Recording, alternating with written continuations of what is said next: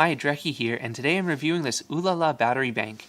This is a 10,500 mAh battery that is wrapped in metal, which gives it quite a nice solid feel. The body has a bit of texture to it. It's not perfectly smooth, and the edges are actually plastic, but that doesn't make too much of a difference because most of what you're going to be feeling is this metal. I've been testing this battery over the last month or so, and I have to say that the performance is pretty good. It supposedly supports Qualcomm quickcharge 3.0, and I've been able to get about 9 volts 1 amp out of it. I'm not sure if that's a limitation of my own phone or of the battery bank, but it does charge quicker than most other batteries that I've used in the past. So let's take a look at the build again. As I said, it's made out of metal, and that makes it feel quite nice.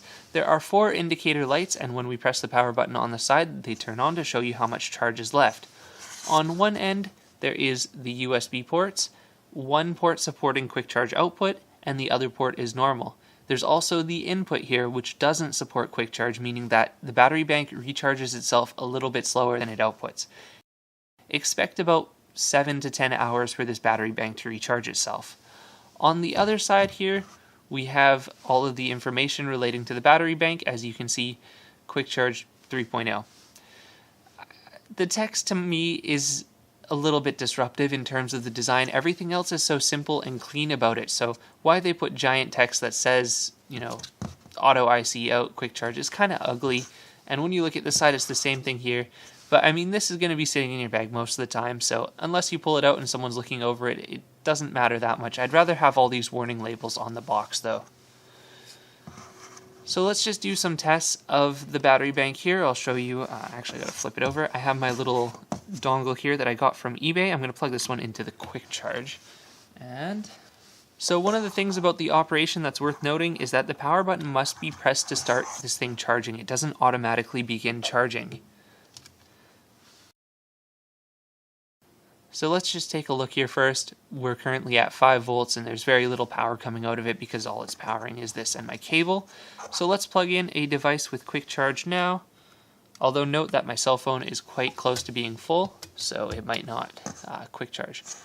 Anyways, once the quick charge device is plugged in, you can see that it ramps right up to 9 volts and it's currently going at 0.6 amps out, even though I've gotten it around 1.1, 1.2 at.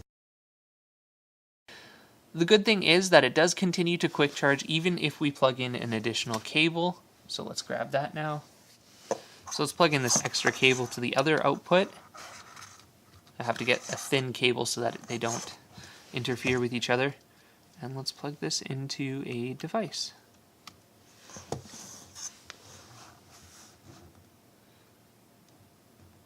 So as you can see, this charging has stayed the same even though I plugged in a secondary device. Both are currently charging. So let's take a look on my phone here. You can see my notes for this video. And right now it says fast charging connected to a fast charging charger. So that's perfect. So as I said, I've had this thing for about a month.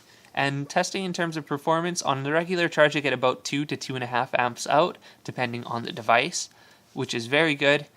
And in terms of input, it's a little bit slower. As I said, it takes about 10 hours to recharge itself, so that's not as good, but I mean, I'm pretty happy with the performance overall. This is a decent battery bank, especially if your phone does support quick charge.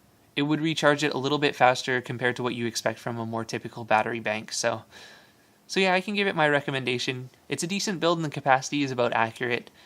Efficiency is about 80 to 85%, which is average for these guys, so yeah.